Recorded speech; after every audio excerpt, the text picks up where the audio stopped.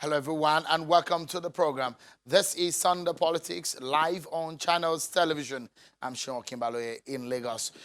It has perhaps been a weekly dose of this program looking and prioritizing on the matter of national security. And we make attempt to speak in on these and getting answers to from those who are in power over those questions that bother the minds of many Nigerians. Experts also weigh in on when it is necessary. Earlier in the week, President Muhammadu Buhari returned from Ethiopia, where he attended the heads of states meeting and flew straight to Maiduguri to sympathize with the government of Borno State and the people of that state.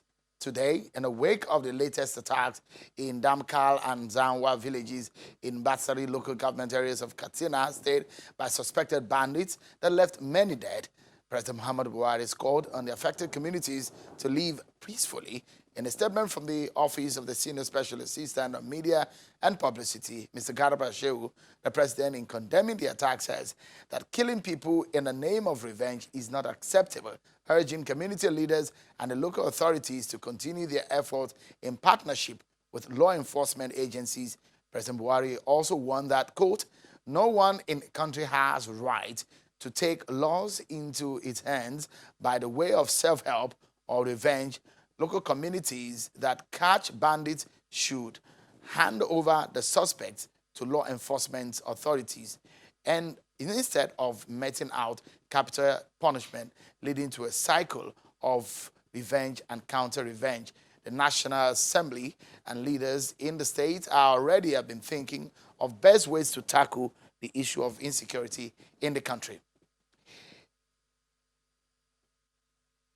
In the coming week, we understand that there will be some protests across the country over the state of insecurity in the land. Where or what is the position of the federal government on some of the key issues on national security?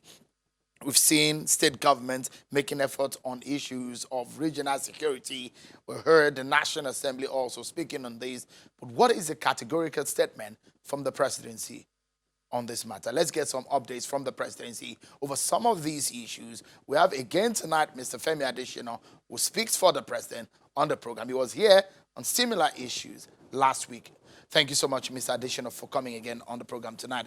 Let's begin by you making some clarification. First and foremost, when the president visited Borno State, there are videos surfaced online of some people seen booing the president and speaking in Hausa language as to how they dislike his approach and some languages that were used in that regard. What would be the reaction of the presidency or the president on this matter?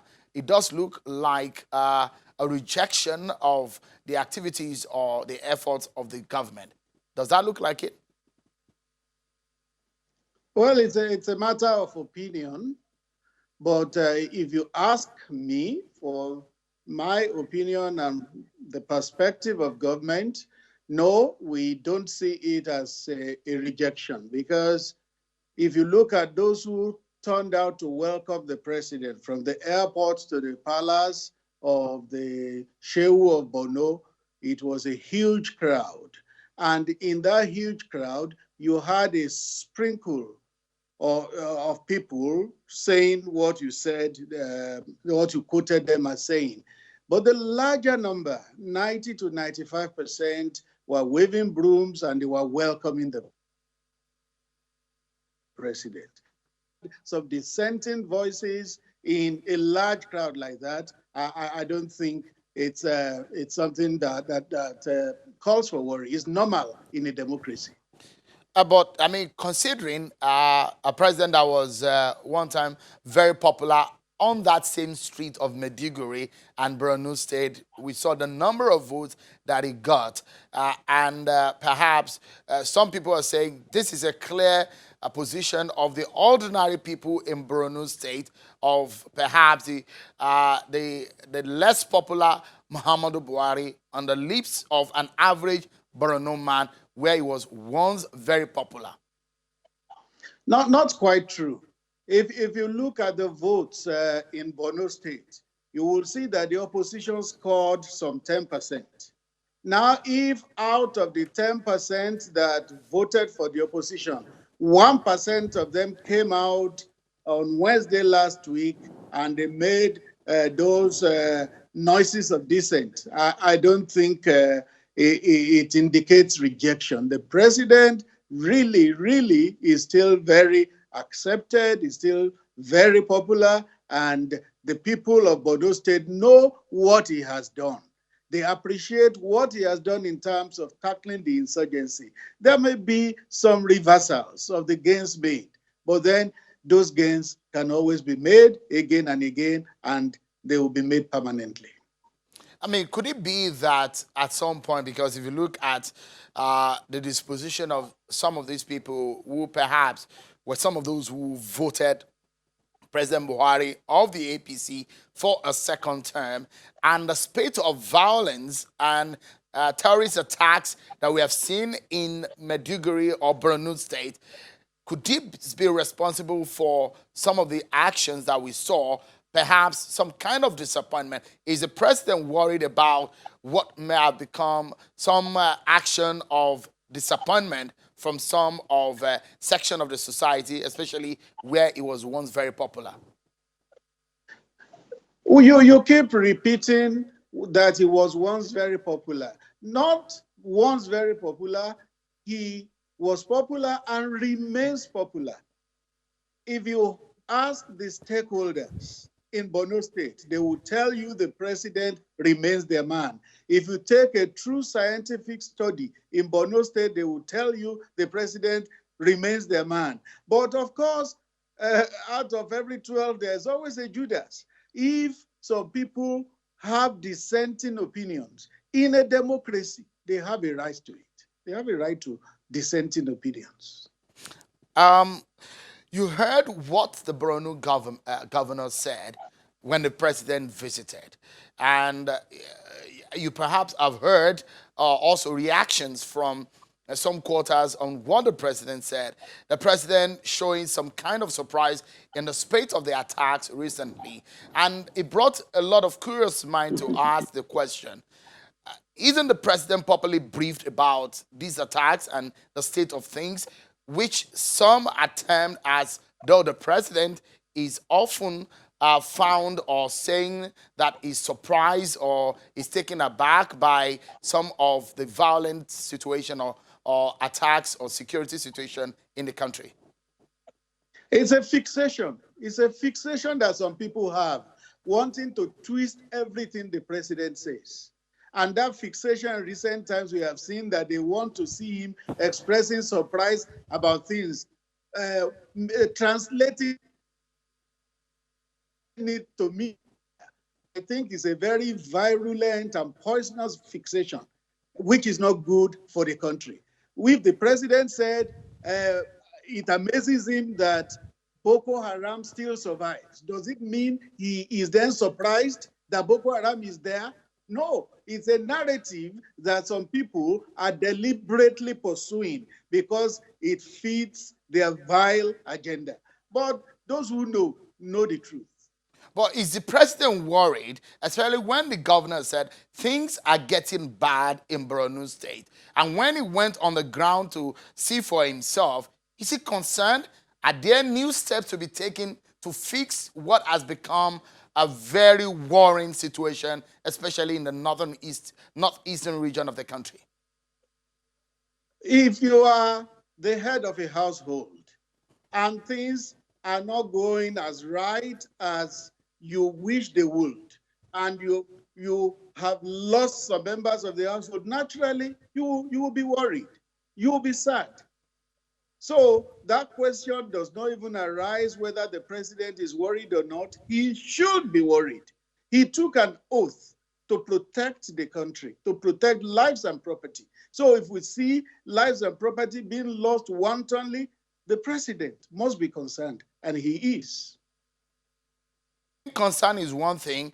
The kind of action that follows as a leader of the country is another thing. When people are being killed every day, we yet to see perhaps a categorical statement on or a force of action from the president from when he visited on Wednesday as to immediate tactical decision on how to end the spate and the increase in attacks in that region.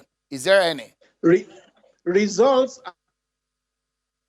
are what the president has acted, not rhetorics. When you begin to see results, when you begin to see things happening differently, you will then know that he has taken some steps and he has taken some decisions. Rhetorics are just good for showmanship, for bravado. And we know that this is not a president that is given to showmanship.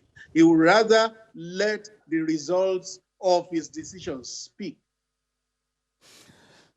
I mean, one of the voices of in the country, an elder statesman, if you call him, a clergy, Bishop Kuka. I'm very sure you heard what he said about the security situation in the country. Bishop Kuka was saying we're supposed to have a president commander who has promised to some change, and he's showing that he's disappointed in some of the decision of the president. He said our nation is like a ship stranded on a high sea. Is the president worried about some of the comments they're getting where people look as though they are disappointed or the level of trust they have in the president in handling some of these security situations has dropped?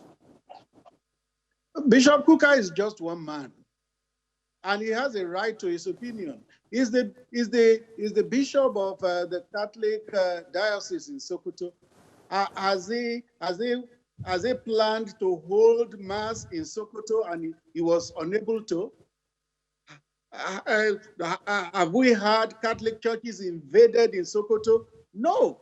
So Bishop Kuka is just speaking from his own perspective. He is one man. He has a right to his opinion, and his opinion does not constitute the gospel. Yet again, you are using your well-framed response again. It's not the gospel, it's the opinion, whatever. Tell us something new, Mr. Additional, tonight. Yes. About what concerns a lot of Nigerians about the situation in the country and what the presidency is doing. For example, we understand that there are planned protests on the security situation in the country. When people go to the street to protest, it shows that things are bad. No, it doesn't. It doesn't necessarily mean so. If the protests are contrived and they are sponsored, it does not necessarily. These protests may not be spontaneous. Just like the protests you saw in Maiduguri last week were contrived and were sponsored. So also the protests that are being planned are contrived and sponsored. But what they do not know is that security is not what you use as politics. To them, they are politicizing security. Everybody, every Nigerian must team up to ensure that the security challenges we have are solved. But when some people begin to play politics with it, it is unconscionable, and you can only pity those people.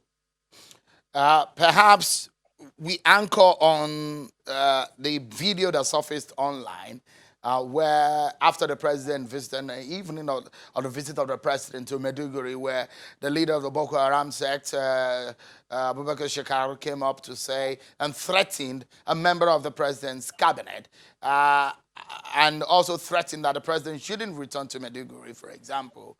What is the presidency's reaction to it? Is the president worried that it's close home and perhaps that threat is he treating with kid's glove of, or how is the president handling these statement? Well, the video hasn't even been authenticated. That kind of video by security, and they have to then establish the veracity of it. And then after that, it's also a security matter. They know what to do next. Thank you so much, Mr. Additional. You've yet to tell us if there is any major action of the president, considering when he left Maiduguri and today, especially when he talked about Katsina and the violence that we saw there. Is there anything to gladden the heart of Nigerians, especially some of those who are watching now and have lost their ones in any part of the country? No, you forget so quick.